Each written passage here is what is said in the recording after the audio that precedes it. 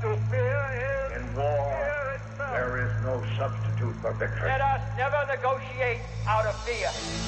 We stand undivided, forever united, fighting hand in hand for the liberty we've earned, for glory and honor, for our sons and daughters, ever mindful of the lessons we've learned. Let the torch of freedom burn.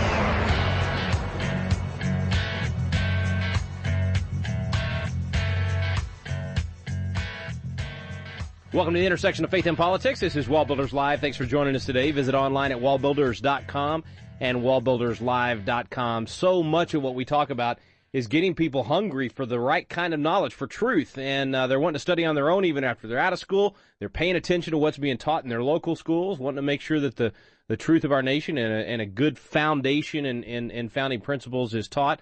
So what do they need to be looking for, David? What are some good signs of curriculum headed in the right direction? Well, I have to go more fundamental than that, because what does it take to get good knowledge as they exit the classroom?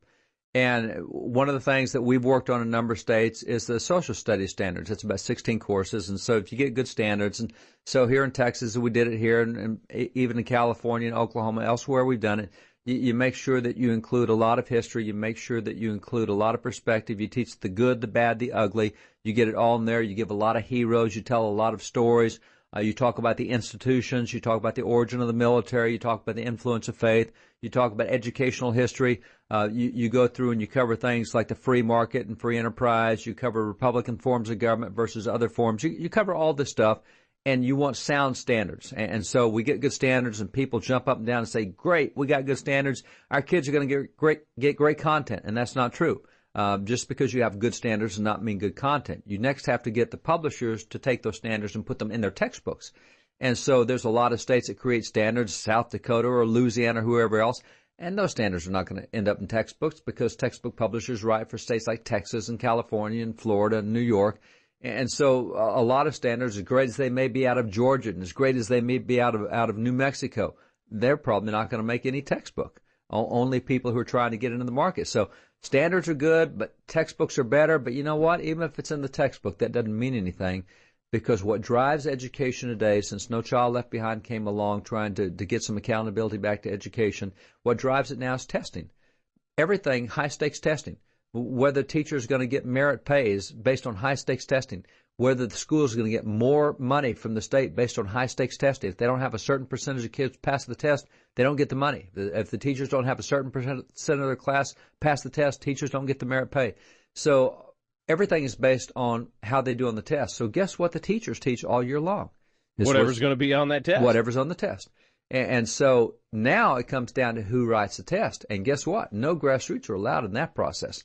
They contract with Prentice Hall, or they contract with other groups, or the College Board. And so you have a bunch of unelected educrats, and oftentimes not even educators, writing the test. And so it doesn't matter how good your standards are. It doesn't matter how good your textbooks are. It's what's in the test. And so what has happened is the new AP standards that have come out from the College Board, which is what does the SAT test. David Coleman is the guy who did Common Core. He's the architect of Common Core. He's now the head of the College Board. Guess what the new testing standards look like? Look just like Common Core. So even if you're in a state like Texas, one of the many states who have said, we are not doing Common Core, yes, you are, because the tests are doing Common Core. And therefore, if your kids are going to pass the test to go to college or pass the test to get college credit, they're going to have to know all the Common Core stuff. So we have one of our friends here in Texas on the State Board of Education, Ken Mercer, has stood up to this and is trying to get the nation to wake up and say, hey, you're doing good stuff with stopping Common Core, but it's not going to stop Common Core if you don't take back the testing process. And so that's what we're going to talk about today, is how to get good education back through the testing process. Ken Mercer is on the State Board of Education here in Texas. He'll be with us when we return right here on WallBuilders Live.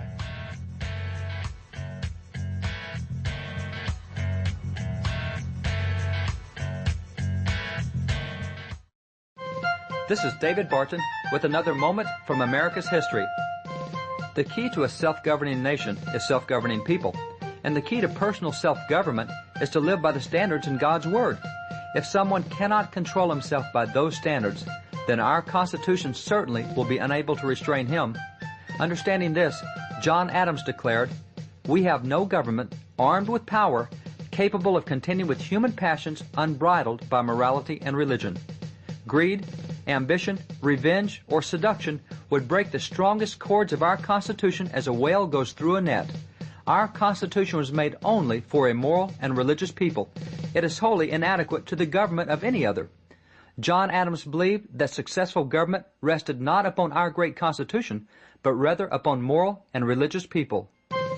For more information on God's hand in American history, contact WallBuilders at 1-800-8-REBUILD. Let the torch of freedom burn.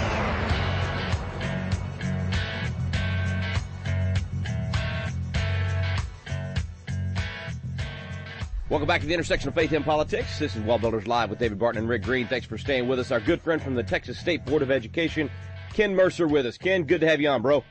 It's great to be here. Great to be an American. Hey, man, you have been great at being on, boots on the ground, watching what's happening in our textbooks and public education. And I know you fought the battles for what's happening in textbooks from kindergarten all the way up through high school. I didn't realize that AP classes were now going to be a problem, and you have seen a big shift this year. Tell us what's happening and what can be done about it. A major shift, Rick. Up till this coming May, the AP, the Advanced Placement Exams, which, of course, our high school kids can take the college credit. In American history, they had a 5-page document that went on top of any state standards. Like Texas, we have great standards. They had a 5-page topical document which would support that in the AP test. Now, this coming fall, in about 5 weeks from now, first time ever, they have a 98-page document. And they've made it clear that they talk about teachers have flexibility. Rick Green can teach whatever he wants. But the bottom line is that everything required is in that document. Everything that will be tested is in that document, and nothing outside that document will be tested. A radical change. It puts a common core history over all state standards. Pretty much wipes out state standards. Now we have a national standard. So even a year ago, they were essentially supporting whatever that particular state had, and adding a few things to it. Now they're talking about replacing it completely with some national standard. Now, is it essentially Common Core? Is that what they're doing? That's what I call it. It's called Common Core. When they took over, the College Board came and they did Common Core. The head of Common Core became the president of the College Board. Oh, wow. David Coleman. And first thing in the College Board, he said last summer, in which he completed in April, he was going to rewrite the SAT for Common Core. And the next thing, the announcement was the 34 AP exams, which is like U.S. history, government, economics. They're going to be a Common Core, but they're using little C's, but it's the same thing. It's their national standard, and if you want college credit from them, you got to pass their exam. What's it like? I mean, you've looked at it pretty close. Good stuff, bad stuff? Do they change much in what we would require here in the state of Texas? Gosh, Rick, when I look at the great stuff that you and David have, and when I take my kids in church up to like Washington, D.C. and show some of your films, I mean, get this. In the American Revolution, this is my research. It's all been done and verified all throughout the country, but the Revolution up to the Constitutional Convention, there's no mention of any founding father. No Jefferson, Adams, Madison, no Franklin. There's no Lexington, Boston Tea Party, Bunker Hill, Concord, Volley Ford, none of those things. Wait, they've gone from 5 pages to 98 pages, and yet they've lost our founding fathers. They've lost our founding fathers. They do later on in another period mention one founding father. You hope you're sitting down.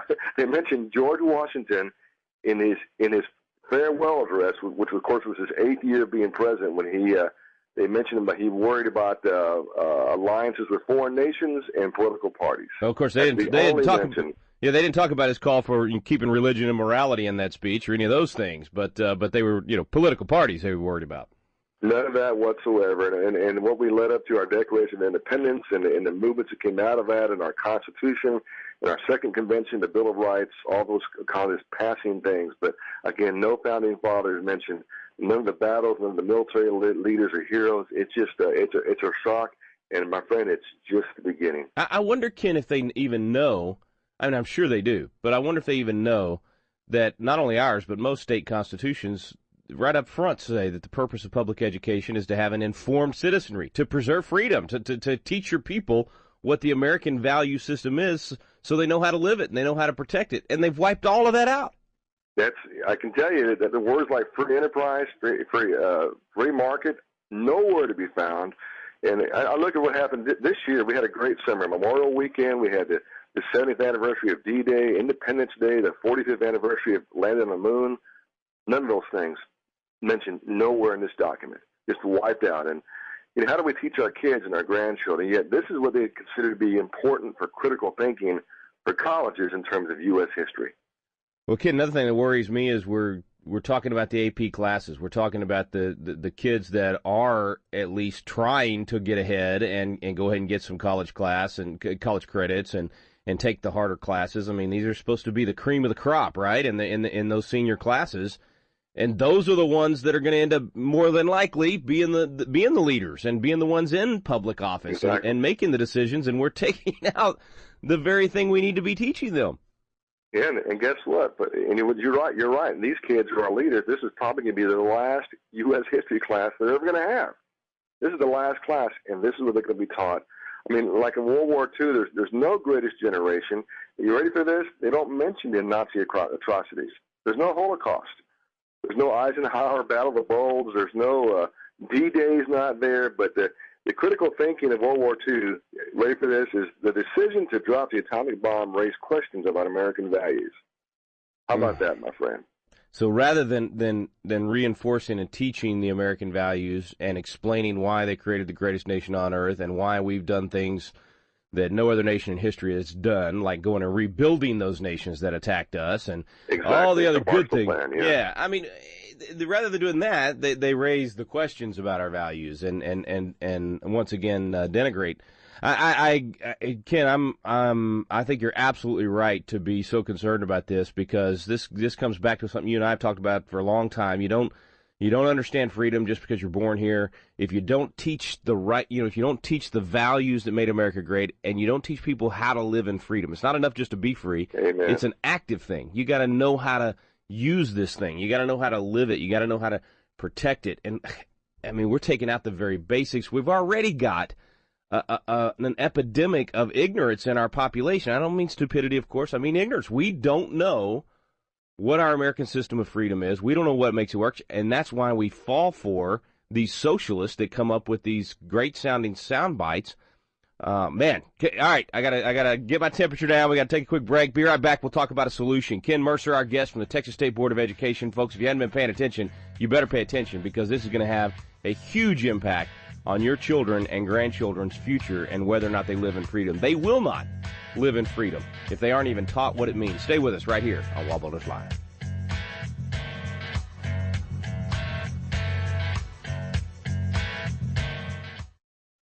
This is David Barton with another moment from America's history. Around 1790, the infamous Thomas Paine wrote his Age of Reason, attacking religion and Christianity. Interestingly, one of the strongest defenders against Paine's attack was Benjamin Franklin. In fact, he stiffly rebuked Paine and told him, "He that spits in the wind spits in his own face." Do you imagine any good would be done by this attack against religion? Think how great a portion of mankind consists of youth who have need of the motives of religion to restrain them from vice, to support their virtue. I would advise you not to attempt unchaining the tiger, but to burn this piece before it is seen by any other person. If men are so wicked with religion, what would they be if without it? Benjamin Franklin believed that the practice of religion was one of the greatest assets of American society. For more information on God's hand in American history, contact WallBuilders at 1-800-8REBUILD. Let the torch of freedom burn.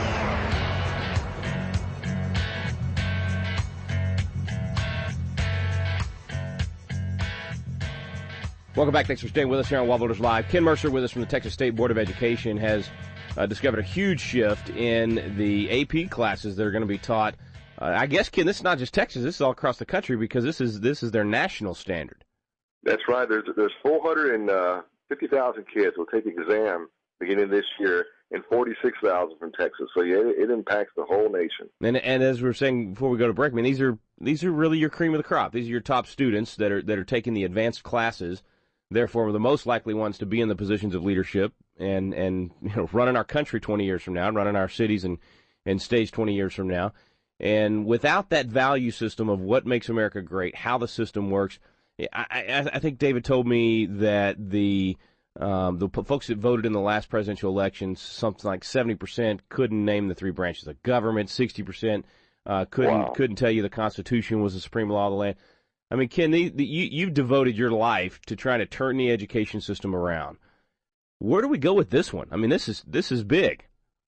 This is really serious, because I even tried to talk to my friends about another notion that happened. I asked some of my conservative friends in New Jersey and Virginia and the East Coast, and so I noticed they didn't bring in. We thought they're going to add, for example, the election of the first African American president, which whether you're for or against Obama, it's a significant milestone, but it's not there. And I asked one of my friends, well, that would be considered too positive about America. And I went through it, and all of a sudden, there's no Martin Luther King's gone, Chavez is gone, Rosa Parks, the Navajo Code Talkers, the Tuskegee Airmen. They're all gone. They're not in that. And you look in the index, you go, and I challenged it in a state board meeting, said, go online. I made challenges, and I said, please tell Ken Mercer he's wrong. And no one did, because they can't find it. Those things are not there, whether it be World War I, World War II, the Civil War, the Gettysburg Address is not in there. You're right. If we don't know our history, as one of the young kids that came and talked was great. She said, we're going to be fighting for our freedom over and over again if we don't know why we're free and how we got here. Yeah. Great quote from a young person. Man. So this is, and just so I understand, because I thought when we created state standards that they had to follow that. Does an AP class get some sort of exemption from that? Well, AP exam, and first thing, the kids know that you get a 0.2 points in your grade point. So they all take it because it also helps the GPA. But they keep on saying the right things. And Rick, you know that you've been in the house before. You know, we used to say, if it smells like it, don't step in it, right? They keep on saying, well, you had the flexibility.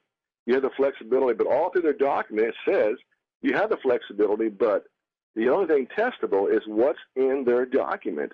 So even though they go to every state, if you're South Carolina or Idaho or Wisconsin, you're taking this exam, you may have our state standards. And we're blessed with incredible standards in Texas. Our people came forward and really fought hard for that, our Texans. But if you're a teacher, you only have so much time to teach. Oh, I mean, you're going to teach us on the test. That's right, and they got the cards stacked against them. I mean, they've got overwhelmed plates. We're asking them to do things we never should have even been, trying to do in public schools. So they're, instead of being focused on what needs to be focused on, they're being forced to do all this other stuff anyway. So you know they're going to go with what the lesson plan is for the most part. Exactly. And if the standards are ignored in the lesson plan and they're not on the test, that's the most important thing to be teaching, right? I mean, you want to know you're going to be able to pass the test. So of course it's going to get ignored, especially when it's so much stuff. Ken, this is bad. How do we change it? Well, we got two things. First, we're doing a resolution to reaffirm in Texas Board of Education, but that's in September, to say in any class not in here, you will teach the Texas standards. We don't care what the national test says on there. You will also teach the Texas standards. So that's our first step on there, to get up on there so an educator knows you're going to have to do both. If Rick's teaching AP history, but now you're going to have a course in U.S. history, but now AP history, you will also teach the Texas standards. So we're doing that, but we're one state out of 50, though. But I have to remember, I'm looking for help from the U.S. House and Senate, because you probably know what happened in '95. That the Clinton administration came out with their own. It's called the National Education Standards Improvement Council. Oh yeah. And they had a U.S. history model that came out there, and it was so bad. There's a resolution in the U.S. Senate.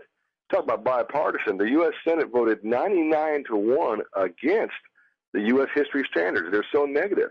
99-1 to denounce the history standards for being too politically correct and the expense of basic U.S. history. And the one senator, Bernard Johnson, from Louisiana, the one who voted the one nay vote, he said he couldn't vote for it because the condemnation of the standards was too weak. Oh, wow.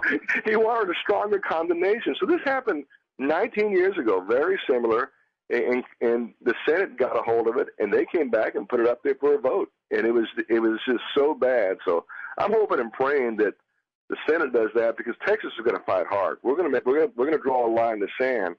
But as you said earlier, you're right. There's 49 other states, and everybody, if you're public school, private school, homeschool, if you're one of my kids from the Department of Defense schools, you have to take this same course, this same AP exam. It's pretty scary, my friend, pretty scary. So it affects everybody, and even if your kid's not going to do AP and take this particular class, you know, if 85% of the other kids are, this is going to affect you, because it's going to affect the voting populace. I mean, these are all the things we talk about so much. If you don't understand these things, the nation will lose its freedom. This is how we get to the point that we're at right now, where we've marched down the road to socialism, is ignoring, you know, what was it? It was George Mason said, no free government nor the blessings of liberty can be preserved to any people, but by a frequent recurrence to fundamental principles. Well, in that education system, that's where we hope every year to give them a frequent recurrence to fundamental principles that made the nation great. And yet here, as we're sending them out the door to go be great citizens, we're ignoring those principles. So who do we call, Ken? Who's the best? You know, we've got a very active audience. They like to take action and pick up the phone and write the email. So who do we send that to? I definitely call all your state boards and all your members of the U.S. House and Senate. Call your state board of education for every state. I know Georgia heard it last week, and they were weak on it. They didn't respond to it. Call them up and say, you know, we need our standards. We need our kids to have true and accurate American history that honors our founding fathers, honors our veterans. I mean, there is not one military commander, not one Medal of Honor recipient anywhere in these standards. It's just atrocious. But call your state board people, but call your members of the House and Senate. I think it's time they made a statement about this, because this is our revolution. This is our line in the sand. We cannot do this. And you made a good point. These are our brightest and best kids. You know, 450,000 kids are going to take this next year, take this class. And this is what they're going to be told about. It's a very negative document. It hates capitalism. Everything you and I are pretty smart guys, but we're not so smart that we could write this document. It's that bad. I guess the easiest way to say it, there is not one elected board in this nation who could have passed this document. It's that bad. Not one. I don't care. If California could not pass this document. It's that bad. Well, and like you said in the article that you wrote about this, I mean, here they are. This is that last year. This is that point where they're making decisions about what they're going to do with their life and whether they might be willing to go in and serve. And these best and bright students are going to learn nothing of heroism and the sacrifices of Americans in uniform. I mean, it's horrible. It's got to change. And folks, you've got to be the ones to make the change. Pick up the phone, get on email, make those calls. Let people know you want our true American history taught, and you want to encourage our young people to understand what's so great about America. And it's not difficult to do. Get back to the basics. Ken Mercer, God bless you, brother. Keep up the good fight. God bless you, Rick. Have a great and awesome Texas Day, my friend. Back in a moment with David Barton.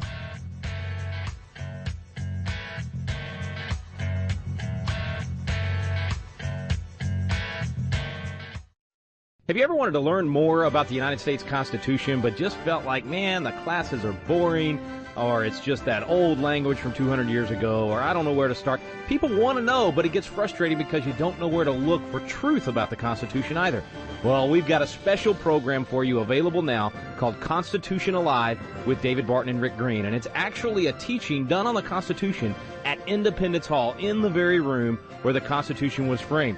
We take you both to Philadelphia, the cradle of liberty, and Independence Hall, and to the WallBuilders Library, where David Barton brings the history to life to teach the original intent of our founding fathers. We call it the Quick Start Guide to the Constitution because in just a few hours through these videos, you will learn the Citizen's Guide to America's Constitution. You'll learn what you need to do to help save our constitutional republic. It's fun, it's entertaining, and it's going to inspire you to do your part to preserve freedom for future generations. It's called Constitution Alive with David Barton and Rick Green. You can find out more information on our website now at wallbuilders.com. Let the torch of freedom burn.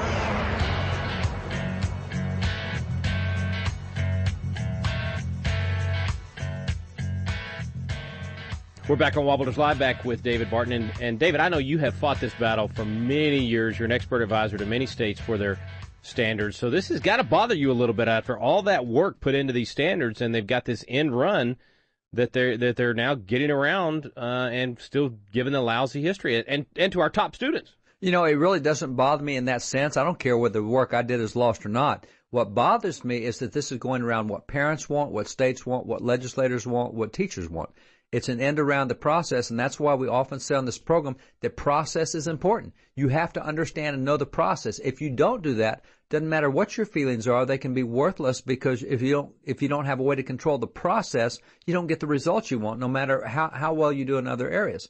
So this is a process thing, and people have to understand the process. And people may not have understood what Ken was saying. He said, this AP course, this is the last history course that these kids will take. And the reason is because these are the sharpest and brightest kids. They're going to some of what are considered to be the sharpest and brightest colleges.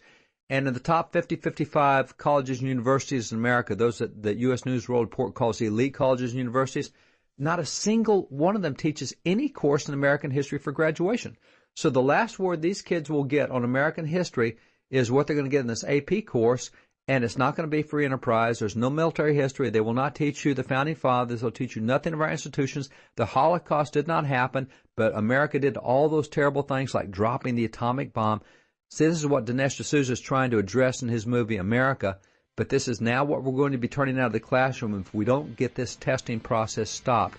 So Ken's right.